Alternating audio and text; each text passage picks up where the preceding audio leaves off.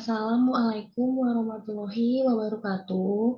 Perkenalkan, nama saya Yana Felini Simarwata dengan NIM C1C0191105. Pada kesempatan kali ini, saya akan mempresentasikan mengenai salah satu materi yang ada pada mata kuliah akuntansi keperilakuan, di mana materi tersebut berjudul aspek keperilakuan pada audit internal.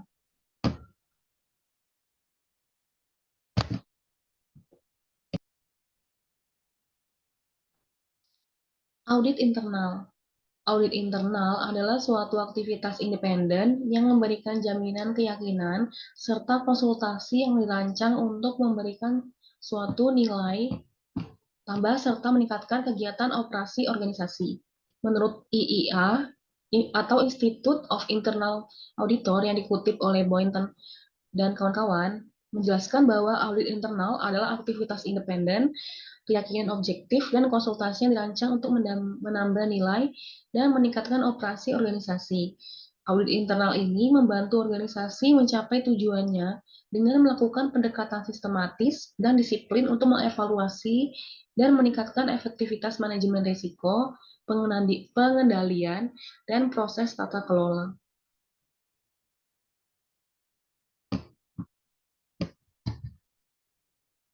Program dan langkah kerja audit internal. Program audit adalah tindakan-tindakan atau langkah yang terperinci yang akan dilaksanakan dalam pemeriksaan.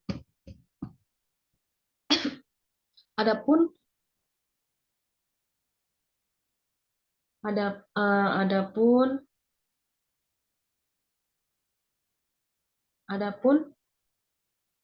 langkah kerja pemeriksaan yang memuat pengarahan khusus dalam melaksanakan pemeriksaan meliputi 4 langkah-langkah. Yang pertama adalah perencanaan pemeriksaan, yang kedua pemeriksaan dan evaluasi informasi, yang ketiga komunikasi hasil pemeriksaan, dan yang keempat adalah tindak lanjut.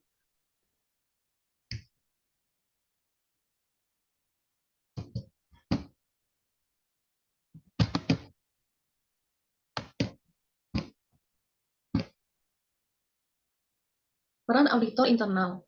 Peran auditor internal sangat unik karena auditor internal adalah agen yang memantau tindakan agen lain atau manajemen. Keduanya dipekerjakan oleh pimpinan yang sama. Auditor internal memainkan peran penting dalam mengevaluasi efektivitas sistem pengendalian dan memberikan kontribusi untuk efektivitas organisasi yang sedang berlangsung. Auditor internal sekarang tidak hanya berfokus pada informasi keuangan seperti yang biasanya menjadi prioritas di banyak perusahaan, tapi saat ini auditor internal memiliki tanggung jawab yang lebih luas. Manajemen saat ini bergantung pada auditor internal tidak hanya dalam hal mengurangi biaya audit eksternal, tetapi untuk memberikan jaminan, keyakinan, dan kepercayaan bahwa pengendalian internal beroperasi secara efektif dan bahwa bisnis itu sendiri adalah efisien. Auditor internal juga memainkan peran penting dalam penyebaran praktik terbaik melalui jaringan perusahaan mereka sendiri yang dikembangkan lebih luas pada risiko dan komunikasi pengendalian. Jenis peran auditor internal. Ada 4. Yang pertama itu peran pengendalian pengawasan, di mana untuk dianggap sebagai penambah nilai fungsi strategis internal auditor atau IAF harus menyelaraskan dengan kebutuhan dan prioritas dari semua stakeholder kunci, termasuk komite audit, manajemen eksekutif, dan auditor eksternal. Lalu yang peran kedua yaitu peran pendukung keputusan. Auditor internal di tempat yang harus memastikan bahwa kerangka kerja yang efektif adalah memastikan komitmen yang tepat dan akuntabilitas dari semua pihak yang terlibat dalam rangka menciptakan kualitas dukungan keputusan. Dan yang ketiga, peran komunikasi. Auditor internal mungkin memiliki semua keterampilan keuangan dan keterampilan teknis di dunia. Tetapi jika mereka tidak dapat mengembangkan hubungan dengan klien dan meyakinkan manajemen untuk melaksanakan ide-idenya, mereka sangat tidak efektif. Meskipun demikian, menulis merupakan keterampilan penting bagi auditor internal, sama pentingnya dengan keterampilan komunikasi lisan. Jadi hal ini menunjukkan bahwa komunikasi auditor internal adalah kemampuan untuk menangani keterlibatan klien. Lalu yang peran terakhir yaitu peran manajemen intimidasi.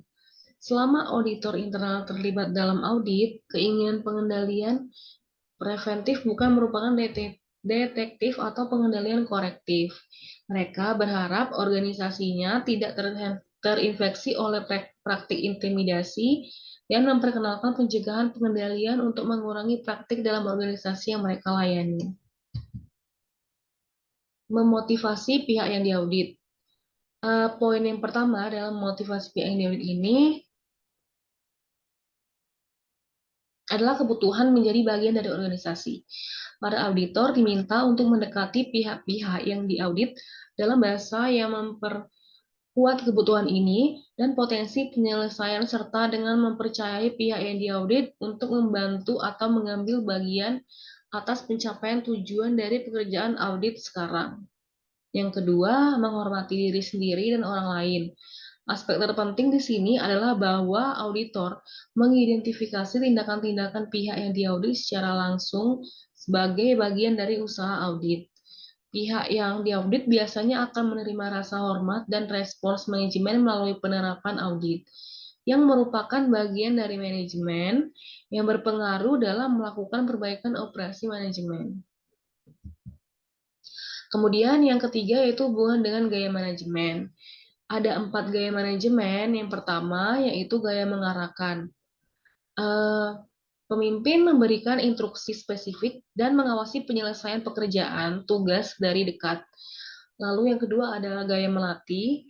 Pemimpin tidak hanya memberikan pengarahan dan mengawasi penyelesaian tugas dari dekat, tapi juga menjelaskan keputusan, menawarkan saran, dan mendukung kemajuan bawahannya. Kemudian yang ketiga ada gaya mendukung. Pemimpin memudahkan dan mendukung upaya bawahan untuk penyelesaian tugas dan berbagi tanggung jawab dalam pembuatan keputusan dengan bawahan. Dan yang hubungan gaya manajemen yang terakhir itu adalah gaya mendelegasikan. Pemimpin menyerahkan tanggung jawab pembuatan keputusan dan pemecahan masalah kepada bawahan secara relatif utuh. Kemudian poin-poin yang lain yaitu ada perubahan manajemen, pengelolaan konflik, masalah-masalah hubungan, karakteristik umum individu, kesadaran pada diri sendiri, komunikasi secara efektif, dan penggunaan pengetahuan keperlakuan dalam audit. Baiklah, sekian hasil dari presentasi saya pada hari ini. Kiranya apa yang saya sampaikan boleh menjadi manfaat bagi setiap kita yang menyaksikan. Dan saya mohon maaf atas segala kekurangan. Terima kasih. Wassalamualaikum warahmatullahi wabarakatuh.